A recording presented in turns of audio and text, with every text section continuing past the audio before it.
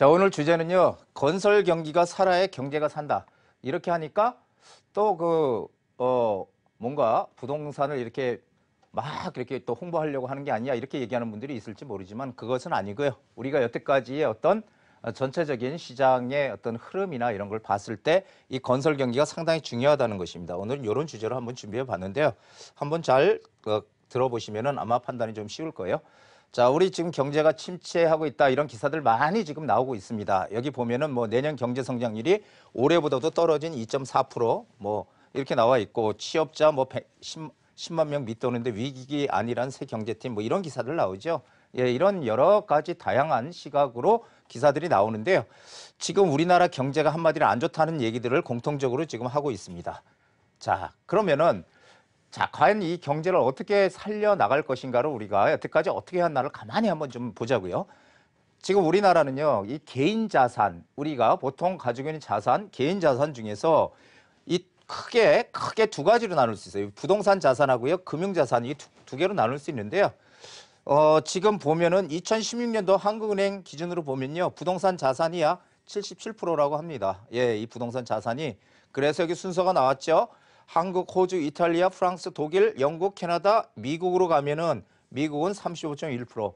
자, 선진국으로 가면 갈수록 이 부동산 자산의 비중보다 이 금융 자산의 비중이 점점 커진다는 것을 알 수 있겠죠.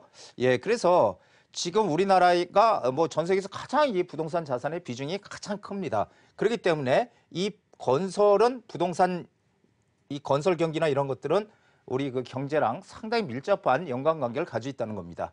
자, 이거 보시죠. 건설업이 이 부동산, 이 경기에, 우리 경제에 미치는 영향이 크다 이렇게 되어 있는데요.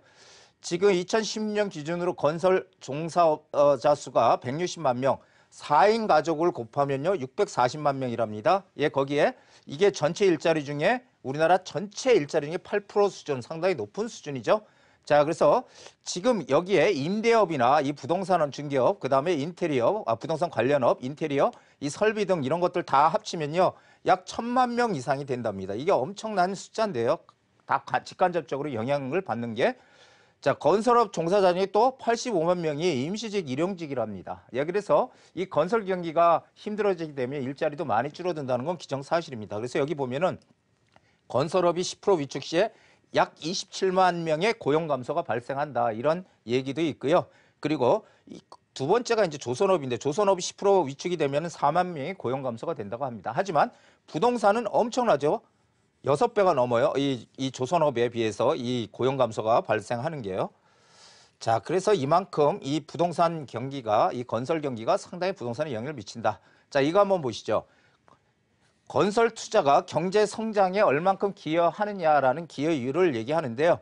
2015년 35.8, 2010년 커졌다가요. 2017년 상반기에 50%, 2017년 하반기 이렇게 되니까 평균 39.2%, 2018년부터 왕창 줄기 시작하죠. 급속도로 7.1%, 지금은요 2018년 마이너스 3.4% 이렇게 점점 줄어들고 있습니다. 그래서 건설 투자가 줄면서 더구나 이 경제 성장률, 성장률에 상당히 큰 부분을 차지하고 있는 건설 경기의 비중이 점점 떨어지고 있어서 성장률을 점점 낮추고 있다. 이렇게 보시면 되겠습니다.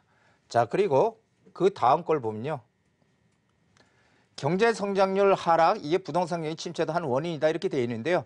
즉 경제 성장률이 2018년 올해 1, 4분기에 4%, 상당히 괜찮네 이렇게 갔다가요.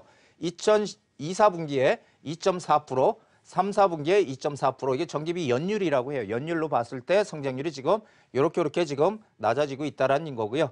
그래서 이게 건설 투자의 경제 성장 기여율이 떨어진 것에 상당히 마이너스로 간 것에 대한 부담이 지금 영향이 상당히 크다 이런 얘기입니다. 그래서 이 주택시장, 건설업을 떠받치던 주택시장이 고강도 규제, 정부의 강한 규제 때문에 지금 상당히 안 좋다는 거고요. 특히 또 서울 지역을 제외한 이 지방 같은 경우는 미분양들이 많이 속출하고 있다는 얘기죠. 그래서 이 건설 기업들이 일자리 만드는 데 지금 상당히 한계에 부딪혀 있다 이런 얘기입니다. 자, 그렇다면은 지금 정부에서 최근에 조금 목소리를 바꿨죠. 여태까지는 이 SOC를 상당히 좀 이렇게 눌렀어요. 안 하겠다. SOC 사업, 사회 간접 자본 개발, 철도라든지 공항, 항만, 그다음 도로, 뭐 이런 거죠. 예, 이런 것들을 개발해서 일자리를 늘리겠다. 일자리를 안 늘리겠다. 이런 토목 건축 이런 것들로 인해서 일자리 안 늘리는 SOC를 갖다가 안 하겠다 이렇게 했었는데요. 지금 방향 전환을 했죠. 일단은 방향 전환을 했는데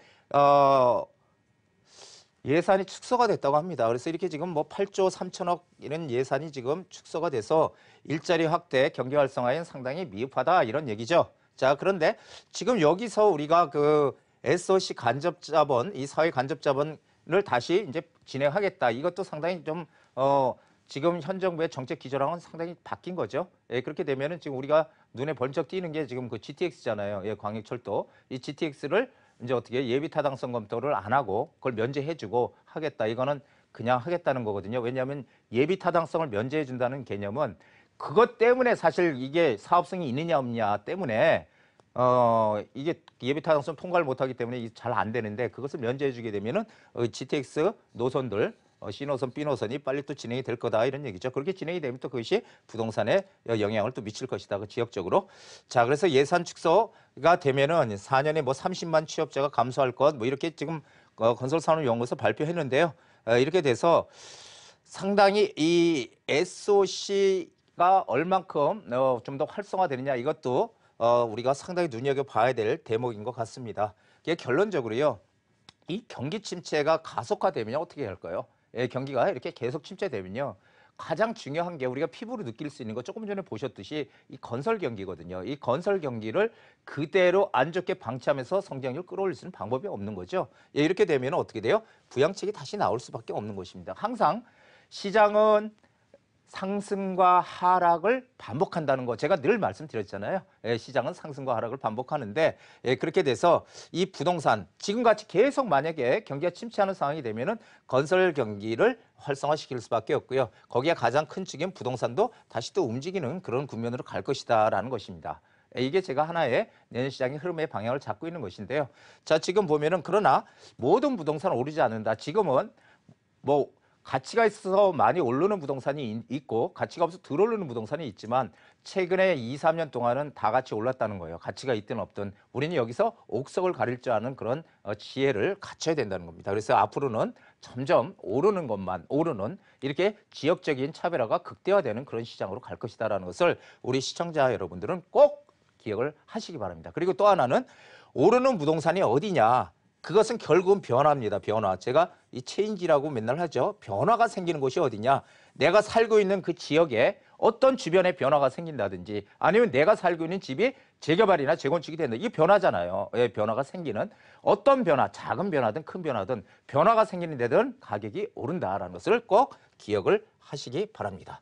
자, 오늘은 여기까지고요. 잔잔한 그 얘기를 좀 한번 준비해봤습니다. 시냇물이 소리를 내는 것은 물속에 들쑥날쑥한 돌멩이가 있기에 시냇물이 아름다운 소리를 냅니다.